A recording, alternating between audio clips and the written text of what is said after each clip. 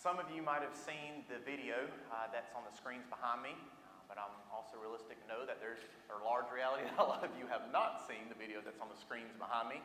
But what the video is called is this: Gotta Love Millennials. And some of you may not know what a millennial is. A millennial is anybody that's after Generation X, or they were a young adult that was born in the 21st century.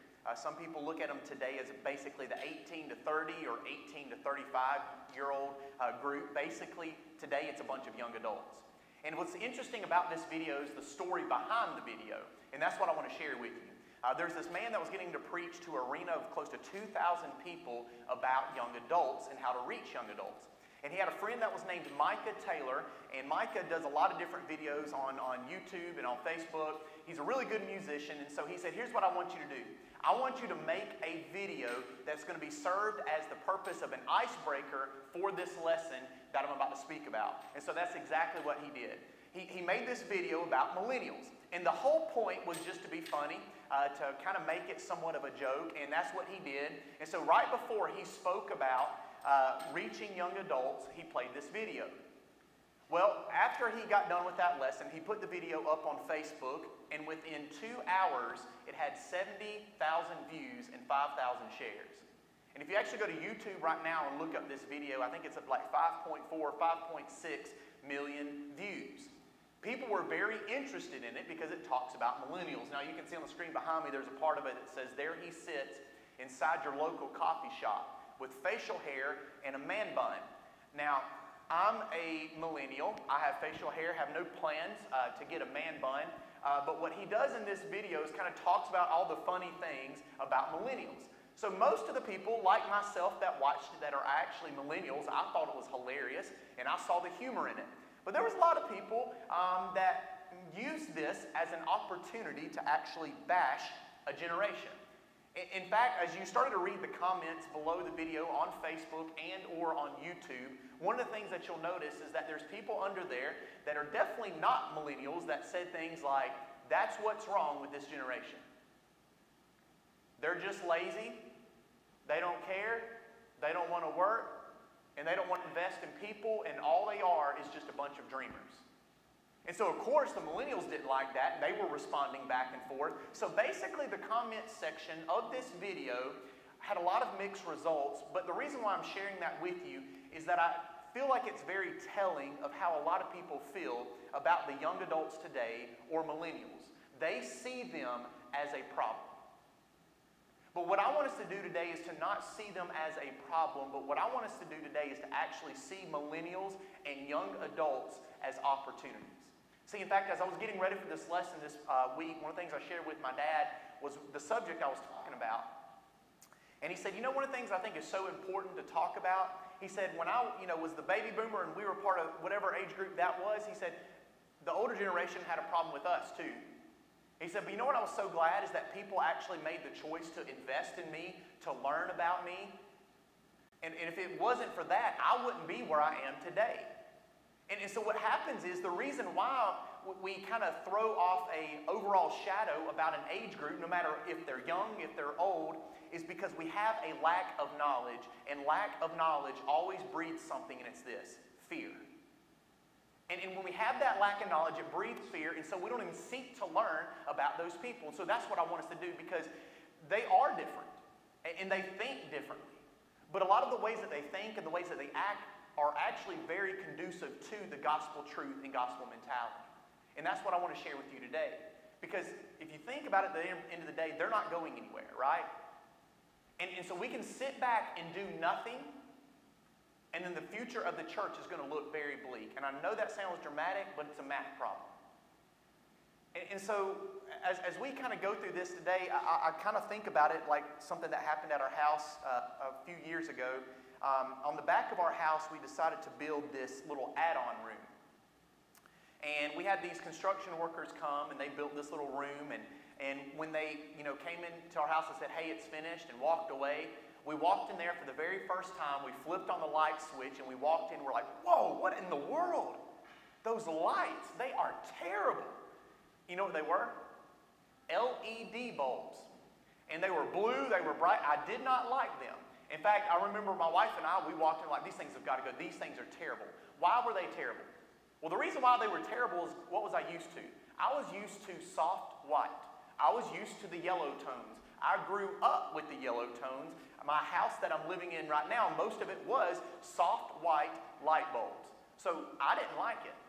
And so we were like, well, what we're going to do is we're going to change out all of those light bulbs. Then we found out how expensive those light bulbs were. Then we're like, nope, they're going to stay. And so what happened then over time is this. The light bulbs that at one time that I didn't like are the ones that we're actually using throughout our whole house now. And here's why. They're very effective.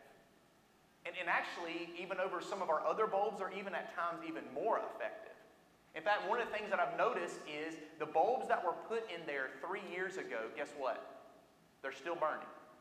And then I also think about not only are they still burning, but the power bill that we have in our house, you would have thought that when you put on a little room on the addition to your house that your power bill is going to shoot up. It didn't. It actually stayed the same. And I know that may be seeming like a seemingly maybe odd example to talk about it like this, but I think about it with those young adults. They are not going anywhere. LED bulbs are not going anywhere. But the more we begin to understand about them, what we'll actually figure out is they have a great opportunity to contribute something really, really good. And I really believe, and that's why I kind of reworked the title of this lesson. I hope that's okay because I already did it. The opportunity of millennials. Changing the world through discipling young adults. Because I really do believe that they have the opportunity to be a mighty force for the kingdom. In fact, part of the reason why I believe this is that research shows that their desires actually fit within biblical and gospel principles. In fact, David Kinnaman, and by the way, I want to mention this, most of the material, if not all, comes from 4 resources. 2 of those are books by David Kinnaman, Unchristian and You Lost Me. The other one is Sticky Faith by Dr. Chap Clark and Kara Powell. And the 4th one is a book by Dr. Ken Ham called Gospel Reset. So a lot of these come from those resources. But here's what it says. 79% of millennials believe helping others is the chief call in life. 79% of millennials or young adults want to work a job that has a positive impact on society and cares about people. In fact, over all the resources that I have, there's a consistent theme. Millennials are craving depth in 3 areas. They're craving depth in community and relationship. They're craving depth in Bible study and in worship. And they're craving depth in service. Let that sink in just a second. Depth in community, depth in worship and Bible study, and depth in service and outreach. And here's the good news about that. Doesn't that fit within the picture of the gospel message? And so what I really believe is that millennials, the depth that they're craving is awesome because that is a need the church is very uniquely poised to meet. I mean, think about the church when it was first established. What did they have? Relational depth. What about their worship? Even in the midst of being thrown in prison, they get together and say, we can't help but sing out loud about how sovereign of a God we have. They want to serve other people, go into all the world. They want to understand and really buy into what makes people tick and what helps them to come closer to Jesus. And oftentimes that's through service. And so there are wonderful characteristics, personality traits that they have that if we guide in the right way, they can become a great force for the kingdom. But we also understand that the flip side is also true, though. That while there is a lot of great characteristics and a lot of wonderful personality traits, we also know that if passion and desire is not guided along with people that have that equal passion and desire and love and truth, then it can be steered in the wrong direction. Because this is kind of the other side of it that You Lost Me also found that 71% of people said they established their faith views before the age of 30, which I would say is probably most of you. You kind of knew what you were going to do faith-wise by the age of 30, but here's the problem. 73% of those who are no longer active in church today, they stepped away between the ages of 18 and 30. So they're making the choice before 30, but they're also stepping away before 30. And so knowing that that is the reality, that's a massive big hint that that is an age group that we have to reach, we have to connect with. In fact, Judges 2:10 kind of makes me think of this. It says, after this generation, there grew up a whole nother generation that didn't know the Lord or the things that he had done for Israel. Well, how in the world did they not know? And I really think it was this, that there was a generation that stopped telling them in the way that they needed to hear it.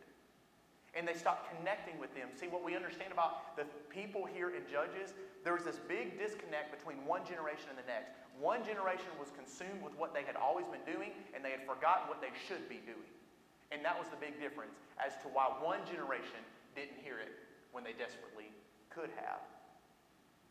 And so what I want to do over the next few minutes is share with you a few charts and graphs. And some of these are going to be really hard to read because they're so small, and I tried to blow them up as big as I could. But this is from a Barna research study that was done amongst 1,200 evangelical 18 to 30-year-olds about falling away from the church. And here's what we find. Today, there's 43% drop-off in church engagement between the teen and the early adult years. This represents 8 million 20-somethings who were once active churchgoers but will no longer be particularly engaged in a church by their 30th birthday. Why are these 8 million young adults? Who are they? What characteristics do they have that are causing the exit? How do we feel about Christianity in general? Here's a profile of what he calls the spiritually homeless millennials. And this is 18 to 29-year-olds, by the way, that have a Christian background. 59% dropped out of attending church after going regularly. 50% have significantly been frustrated by faith. 57% are less active in church today compared to when they were 15. And 38% went through a period when they significantly doubted their faith. Now, here's the issue, that we look at that does not tell the whole story. Yes, those are very staggering, very eye-opening statistics. But one of the things that I appreciate that David Kinnaman did is he broke down the group that is leaving the church into 3 different categories. And what he did is he used it from the New Testament, that there was 3 different kinds of people that were quote-unquote lost, or what we're going to call and define as spiritually homeless. And so one of the groups that he talks about is a group of people called the nomads. And so group 1 is nomads. These are people 18 to 29-year-olds with a Christian background who have walked away from church engagement, yet still consider themselves Christians. Basically, this is a group of people that say, hey, I would still call myself, when a census came to my house, a Christian, but I'm no longer engaged in the church. In fact, some of the statistics here mention that 43% think going to church or being with Christian friends is even optional. 25% say that faith and religion just aren't that important to them right now.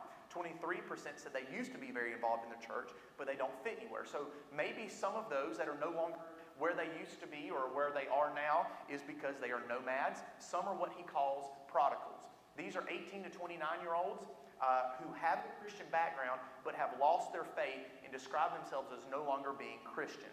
20% said they had a negative experience in church with Christians. 21% said Christian beliefs just don't make sense to them. 19% said their spiritual needs cannot be met by Christianity. That's the group of prodigals. Then there's this other group, the group called exiles. Exiles are 18 to 29-year-olds who have a Christian background and are still invested in the Christian faith, but still feel stuck or lost between culture and the church. This is probably the one I've seen the most, is the group of exiles. They're having this tough balance between the cultural pools and also what they know and they grew up with maybe within the church. And so 38% say they want to find a way to follow Jesus that connects with the world that they live in.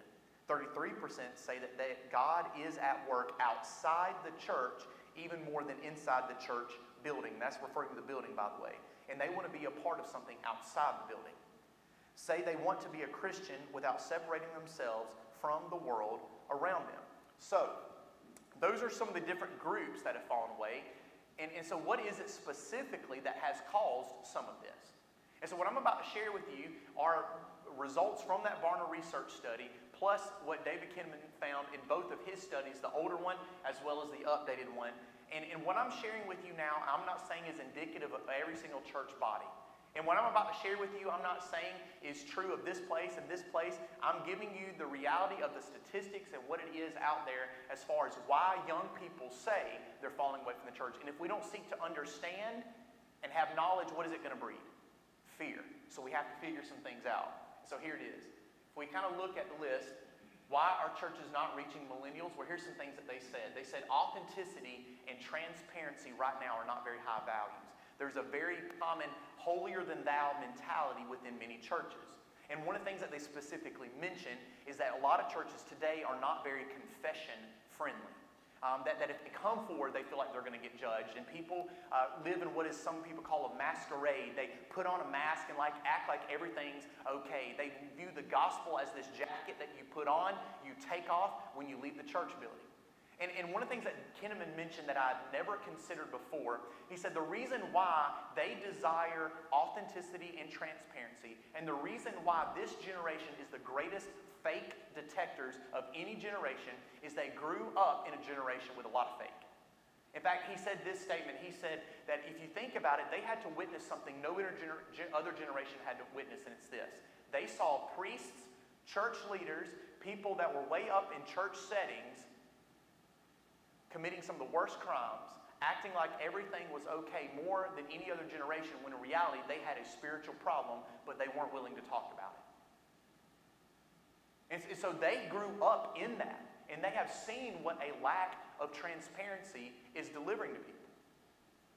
And I think the reason why they don't mind being transparent about stuff is they realize something, that God is not looking for perfect people, because Jesus handled that on the cross.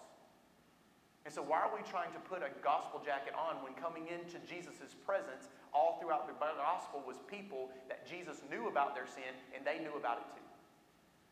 Here's the second thing. There was a strong resistance to change. I love a lot of the traditions that we have in the church. In fact, there's a lot of traditions I hope and pray that we keep, because I think a lot of them are really good. But a tradition is just that. It's a tradition. And my fear with tradition is that we get so connected to tradition, and we're afraid to step out because other people are doing something, that tradition starts to trump greater wisdom, and we don't do a thing. And one of the things you will find out about millennials is they are not traditionalists. Again, we're not talking about doctrine. We're talking about tradition. And one of the things that when it comes to change is, Kinnaman mentioned over and over again that a common problem that they felt was there was this saying, well, we've just always done it what? Yeah, or that way. We've just always done it that way.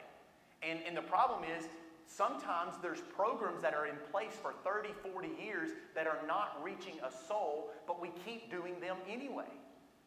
In fact, when I was at Freed-Hardeman Lectures a few years ago, there was a guy that got up to speak, and I believe it was Ralph Gilmore, I'm pretty positive it was, and he was saying, he said it's kind of like gospel meetings.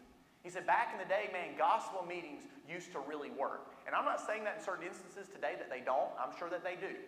But he said that there's back in the day, you put a sign out in front of your church building and you say, hey, we're having a gospel meeting this week. Your church building is going to get flooded with random people from the community just because they see that sign. He said, now you put that same sign today out in front of church buildings, you are lucky to even get your members to actually come to that gospel meeting. He said, and the reality is because people aren't just going to flood something because they see it now, because the world is changing, and what people are needing and wanting is community. They're wanting connection that happens outside of church walls first. And so if you want to reach people, it's not about putting a sign in front of your church building. It's about leaving the four walls of your church building and interacting, getting to know, and talking with people that are in your communities. Here's the next one. There's a lack of opportunities to lead. And this one pretty much explains itself, but there's a church growth principle of every single church growth book you will read. If there is not ownership, there will not be involvement. If there is not ownership, there will not be involvement. That we can't be afraid to give younger people responsibility to lead in churches, to take the reins of certain ministries. They want to lead. Compelling vision is lacking or non-existent. It blows my mind how we will work in businesses where there is a great need for a vision and what is for the future, but when it comes to the church, we'll just kind of keep it. No, we always need to have a vision, and when you have your vision, make it what it says here, compelling. I heard a statement once that went like this, that if our vision does not move people, if it does not stir up people, if it does not require large amounts of faith, then our vision is way too small. In fact, I think about when Nehemiah is getting ready to build that wall, people are like, listen, that's not going to happen. Again, because they had very small vision. Our vision needs to be compelling. Also, mentoring is not important.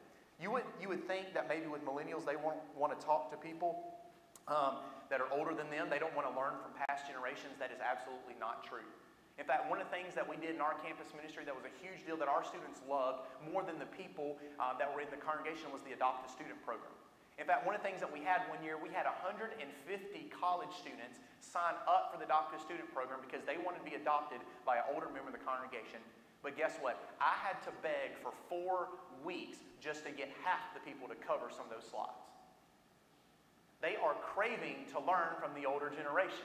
But yet, at times, we can say, well, they're this and they're that, but yet we don't even seek to connect. You see the problem there, right? They want to be mentored. They want for people to reach out to them and to learn from those that have gone before them. Continuing mediocrity is the expectation. And this is in programming and organization within things within the church. That sometimes we'll just kind of throw it together real early on Sunday morning or right before we're going to get up. The song leader's picking out his songs last minute. That when is that okay in any other organization? Mediocrity has become the expectation at times within the church. Why don't we do what every single great business or organization does and do things well? Jesus did it. Jesus did everything to the best of his ability because he knew every single moment was a moment given by God. And we're going to come back to a little bit of that one in a little bit. Not a safe place to talk through doubts, and we're going to spend a lot of time on that one in just a second. There's a lack of care in regards to social justice is what they've seen in the church. Now, I want to be very clear about something. I do believe that there is a really large amount of care in social justice right now in regards to abortion within the church. That we want that eliminated. But my concern is that it stops there. That we really care about the little life, which I think we all do. And we get all up in arms about what happened in New York, because we should. But here's my question. Say Trump and Congress come along and they decide to stop abortion. Wouldn't that just be an awesome day? We would be praising God in the streets. We would be celebrating. But let me ask you this question. While we would be celebrating about that, would we also be celebrating about all the massive needs that are now going to be coming to our church buildings? Because there's going to be women that are abused. There's going to be women that are single moms that are now having children. There's going to be greater adoption needs. Are we as the church going to step up and actually meet those needs? The point I'm getting at is we can't just celebrate little life. We have to celebrate all life. We have to celebrate from the beginning all the way to the end. Another problem is that there's a very pervasive insider-focused mentality. There's a guy named Tom Rainer. He's a church growth specialist, and he said, I can tell you the difference between a church that grows and a church that shrinks. He said, a church that grows is a church that has a hospital mentality, but a church that shrinks is a church that has the country club mentality. And if you know anything about a country club, I don't. I never have attended one, probably never will. But what I do know about a country club is that you buy in, and once you pay your money, you feel like you have certain rights. You deserve to give me this, and I am owed this, and so and so. And he said that's the mentality a lot of times within the church. I put my money in the collection plate, and you serve me. But there's also this insider language that everything we do, whether it's vacation Bible school, whether it's trunk or treat, it's just for our people, but not with the outsider in mind. He said even when people show up at church buildings, the language, the talk is mainly insider focused, but what are we? We are a church that is mixed up of Parthians, Medes, and Edomites. We are people that are supposed to be Jew and Gentile. But yet we only speak to one group of people. We have to be outsider friendly as well. Another thing that is mentioned here is that community is something that's not very valued. In part of that, too, is today there's a very individualistic mentality, I think, within a lot of people's lives.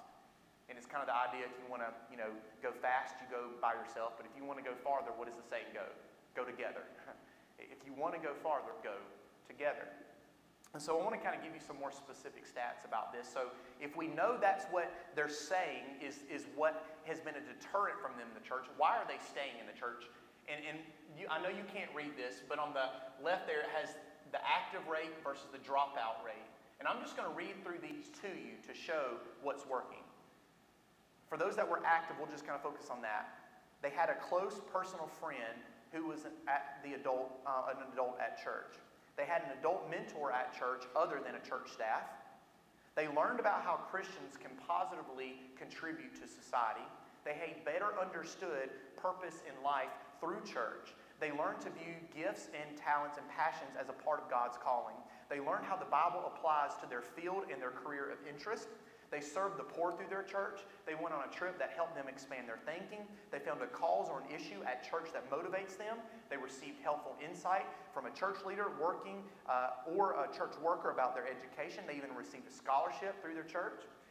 They said that Jesus was someone that they knew in a very real and relevant and personal way, believed that the Bible contains everything a person needs to live a meaningful life. So taking all of those things that have kept more of them active than those that have dropped out, here's the common denominators that we can find.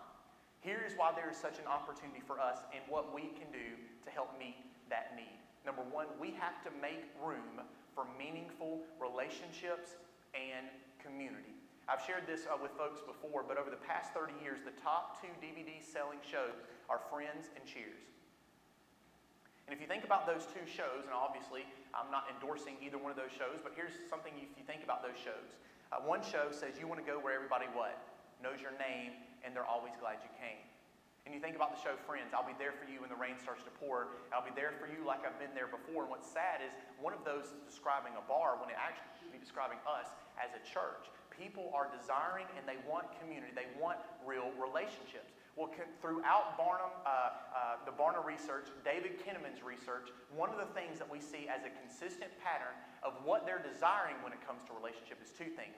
Number one of the things that they are wanting and they're seeing is that real relationships happen not just within the 4 walls of a church building, but outside of those 4 walls. And this shouldn't shock us. Read Acts 2. They were going to each other's what? House, right? They were going to each other's homes. And it says that they were taking care of the needs of each other. Can you see what happened? It's kind of like we plant a seed of a tree, then we come back years later and see the tree grown. What do we assume happened? Something in the middle, right? Well, what happened in the middle? Well, you can't know John's needs unless you're involved in whose life? John's life. Okay, so we have to get to know each other on a personal level. So they see that there's a need for relationships that happen outside the walls of a church building. But here's the second thing. And this is something Sticky Faith mentions. They refer to it as the 5-to-1 ratio. And this is one of the coolest things to me. The writers of Sticky Faith took the 5-to-1 ratio idea from business school.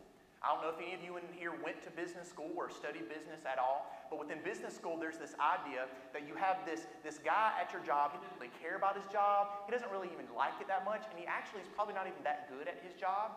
But if you take 5 people at that job that are higher up than him and get 5 people to invest in him, this business principle shows every single time, guess what happens to him? He either becomes a CEO, manager, boss, or president. All because what happened? 5 people mentored him and invested in him. So Sticky Faith said, well, let's try it. And so they tried it within their churches over their 30-year span of research, and guess what they found? It works, which makes complete sense, right? When someone is investing in you and taking that time. Here's the second thing. We also have to be teaching and focusing on cultural discernment. I went to Exposure Youth Camp this past year, and I was really grateful for a lot of the topics that they were covering, things that we haven't been talking about in the churches for years. My topic in particular was even on suicide. We're talking about a lot of things that we don't talk about much anymore, and so basically what happened was I told one of the board members, I said, I really appreciate the topics that you guys have picked. And I think it's awesome. He said, well, actually, the reason why we pick the topics that we pick is because we send a questionnaire out every single year. And he said, over the past few years, we've gotten the same thing over and over again. They're not talking about this at our churches. They're not talking about this. They're not talking about this. They're not talking about all these cultural issues that our kids are dealing with. So will you please talk about them? And so because I think at times we're fearful, and again, let me back up.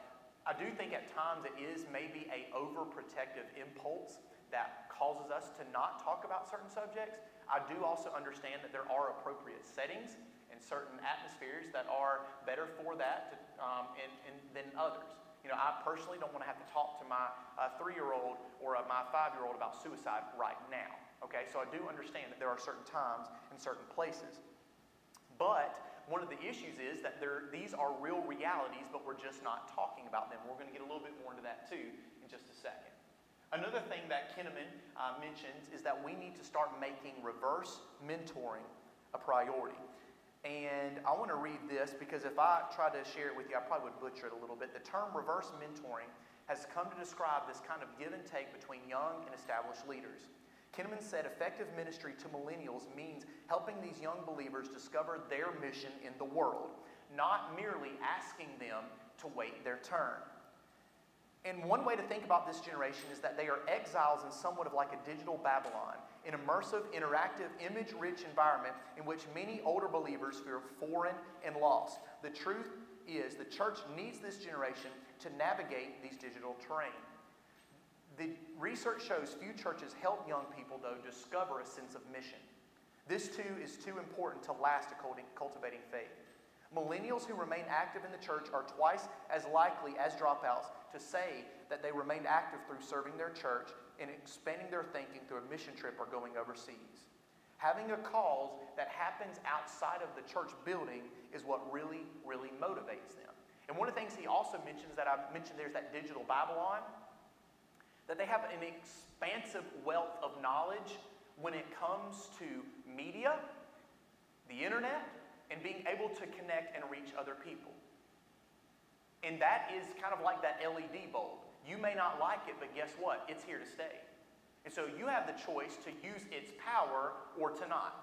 And so I think about this past year, we have a young man at our congregation that's really good with stuff like that, and we kind of put him over that. And so one of the things that we've been doing is buying ads on different things, especially Facebook ads. Last year, we had 350 visitors from our community, 2 years ago, from our community that came to our trunk or treat, which is awesome. But this past year, we bought 700 bracelets to put on every single kid's hand. We ran out. I don't know how many, and that was not our members. And I'm not saying that in a bragatory way. I'm saying that to share with you the power of what social media did from buying just simple Facebook ads. We had people check that they were going, comment that they were attending, and sharing it that we didn't even know we even touched base with. We didn't even know who they were, all because of a simple $15 Facebook ad that started reaching people. But please don't misunderstand either what I'm saying. Just because you put a Facebook ad doesn't necessarily mean it's going to reach people, because once you get there, you have to do whatever you do once they get there very well. It can't be a half-hearted product. Because again, as we said before, mediocrity for so many of them has become the expectation. And so when they get there, have a system, a plan in place to connect with them and get contacts. So make reverse mentoring a priority. Here's the next one. To create a safe place to share doubt. When it comes to doubt, I feel like we have done a great disservice at times, not universally, but in many places, of handling that doubt.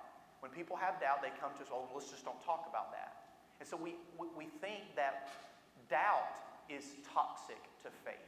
Doubt is not toxic to faith. Silence is toxic to faith. Because if you think about Jesus Christ, when he came back to this earth, yes, I know he came to bring his Holy Spirit. And I know he came to let those that didn't believe, believe. But I also believe that part of the reason why Jesus Christ came back to this earth is because he came for a doubter. And when Thomas had his doubts, what did he tell Thomas? Don't talk about these around the other apostles, right?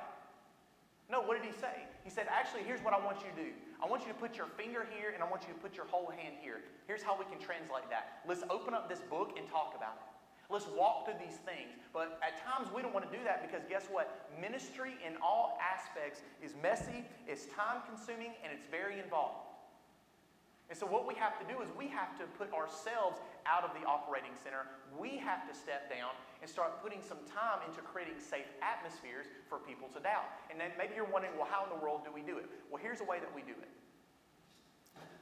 We have to do exactly, I think, what Ken Ham said, is we have to stop having Acts 1 and 2 messages only with Acts 17 cultures. And here's what he means by that.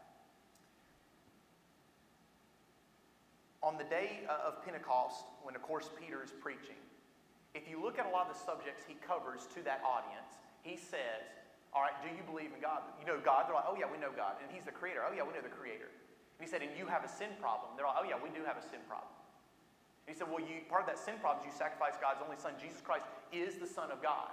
And so if you basically think about what happened with Peter, the success he had was He's preached God, they're like, check. Jesus, yeah, okay, check. We have a sin problem, check.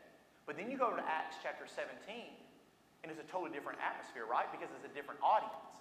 Because this audience no longer assumes that there is a God. This audience no longer assumes that Jesus is who he says he is. And this audience also has a problem with doubt. And this audience is also not really believing that they have a sin problem. So do you see what's happening is our culture today, we can't assume that we can always check the yes, they believe in God box. And we can't always assume that they believe that they have a sin problem.